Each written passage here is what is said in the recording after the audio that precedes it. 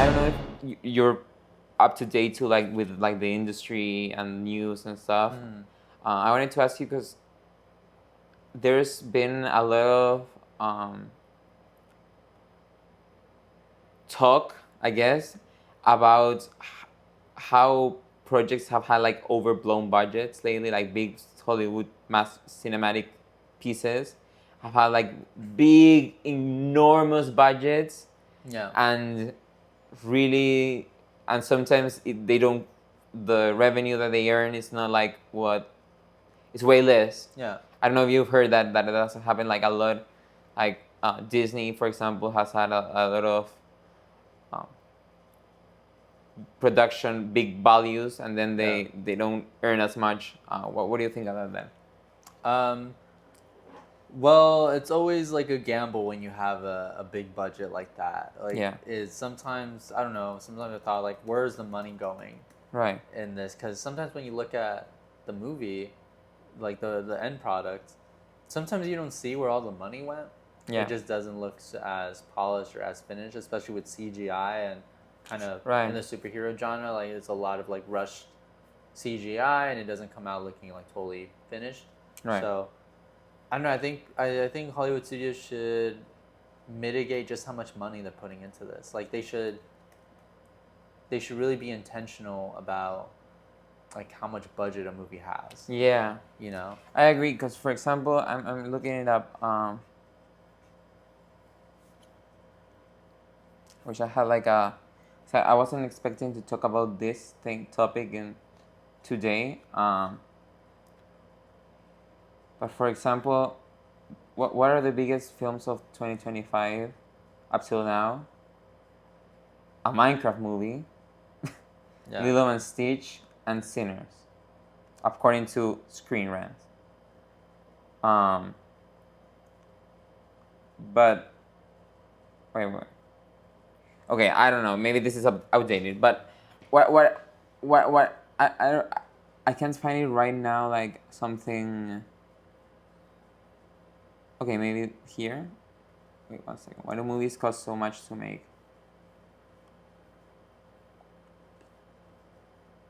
I don't know. I can't find it.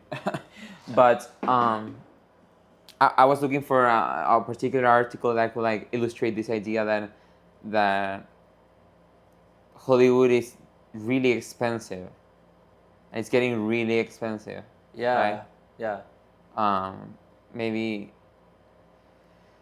I don't know what your thoughts are about that, because like Hollywood stars are also really expensive to book, and I feel like maybe what are your thoughts? Because my thoughts are basically Hollywood needs to maybe like you said make smaller projects, Yeah. less blockbusters, I guess. Yeah.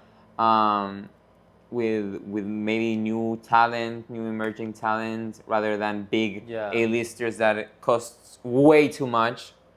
Yeah, no, I think it is Hollywood. It should be an ecosystem. It's not that you shouldn't make these movies, but you should be aware of just how much money you're putting into them. But you should still have the big budget blockbuster films, because depending how those do, like, you know, sometimes they go like 250 for budget, 250 million or something, but then they'll make like sometimes $1 billion at the box office. That profit then goes to fund the smaller films. Right. So you know. But that's the thing. I feel like lately movies have not recouped the box office.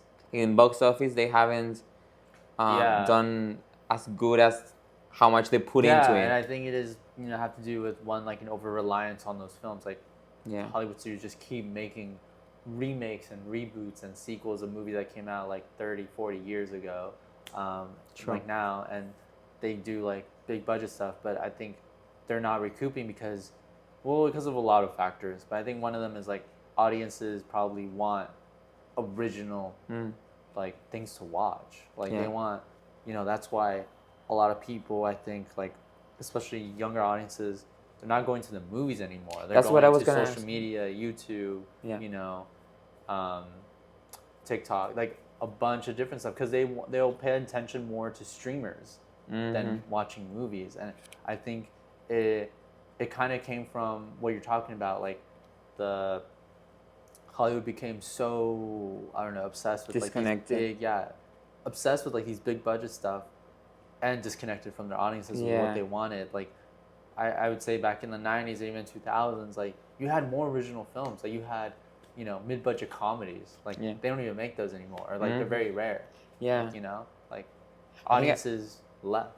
You know. I think I was talking with Julian about like how like I feel like there's not enough just the classics that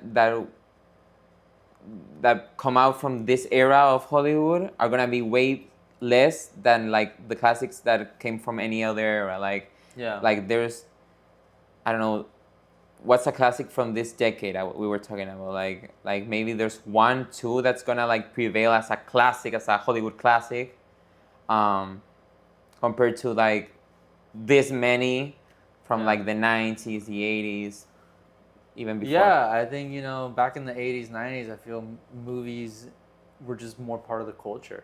That was pop culture. Like that, you know, and now with the rise of like social media and like influencers and, you know, digital media, like that kind of took away from movies.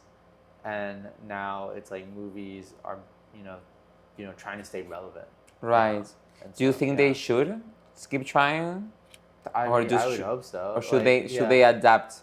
Well, they should adapt, and they should, you know, try to connect with audiences again. Right. Like they should, I agree. you know, and I think the box office is also one thing. I mean, you're making a movie for this much money, and it's not even making it back. That's the thing. Like, at one point, don't you stop and realize, hey, like instead calm of down, throwing money at this, at the wall, let's and adapt our strategy. Right. You know? I agree. And how do you think, if you were like the boss of Hollywood, I guess, what would your strategy be? Like, what would you make it so that going to the theaters, going to cinema, becomes like a cultural event like it used to be? Like, how would you fix it? Honestly, it depends. Well, I would say this. It's like, look at the world we live in. It's, you know, you're filming this on, and we're going to put this on, like, YouTube. Like, it's social media heavy. Like, and Hollywood knows this, but they're not thinking about it in the way that, you know, they should be thinking. But they're like, okay, there's all these influencer stuff. Sure, we'll invite them to the red carpet.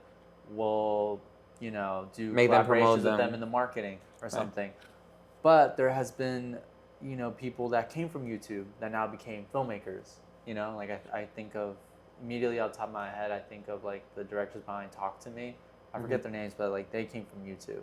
And there's other creators or people that made YouTube or just digital things, like The Backrooms. It's a horror movie, or like a horror concept by, I think, Kane Parsons, I want to say, was his name. But yeah, no, it's a young director who made this concept in The Backrooms, and he originally put it on YouTube.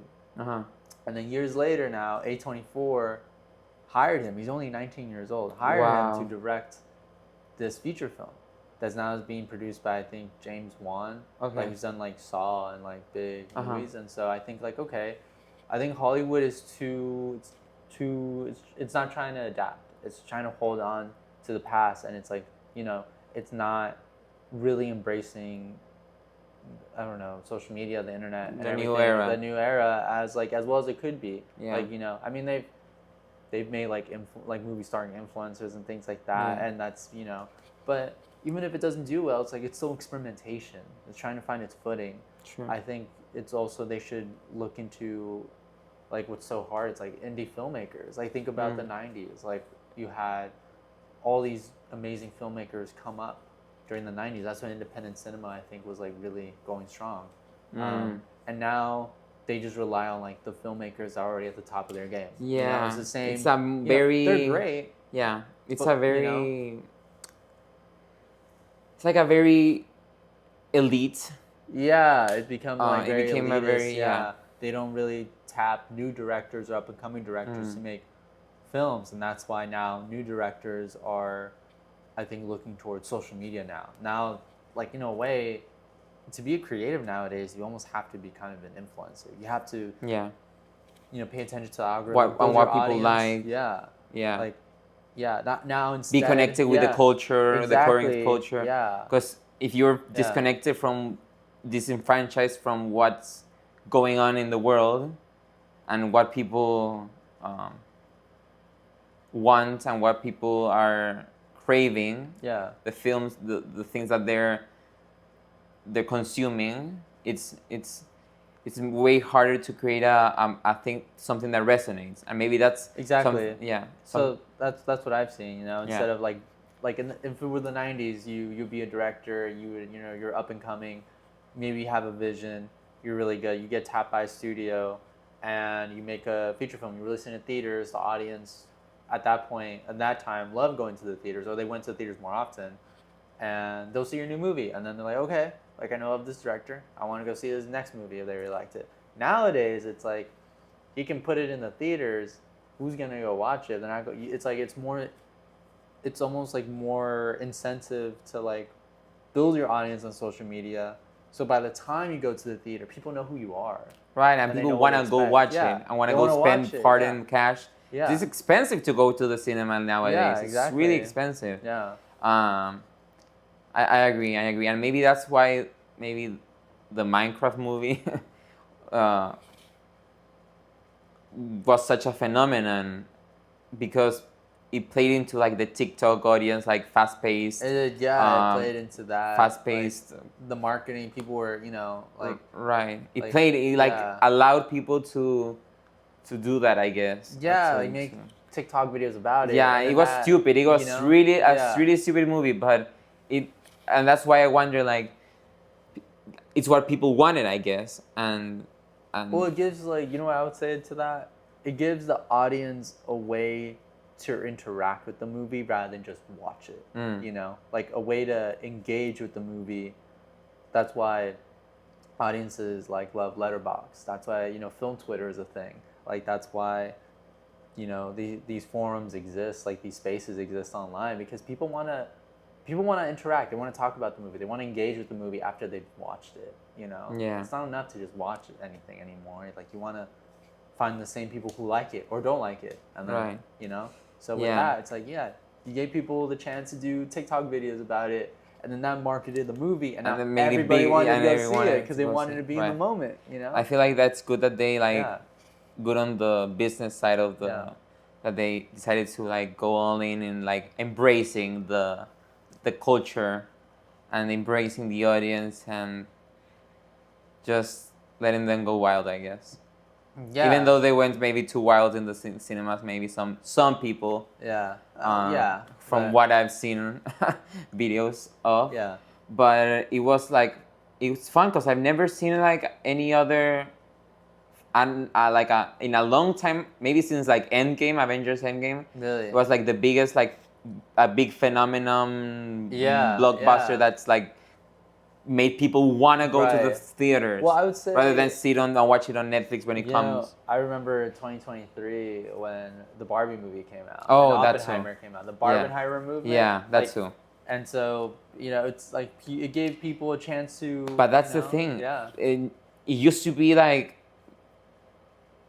2000s, even up to the late 2000s, early 2010s. Like it used to be like every year there were plenty of movies that people would go to the cinema and in droves and watch, and that's what I mean with classics, and they became classics. That's what I'm saying. But I think that's the thing that we're talking about. And nowadays it's like it's like social media is here to stay, and you have to learn to adapt to it. And now it's like it's like the Barbenheimer, the Minecraft movie, and other things now. Now that social media exists, it's like you have to kind of play into social media if you want to reach an audience that is not always paying attention to what's in theaters.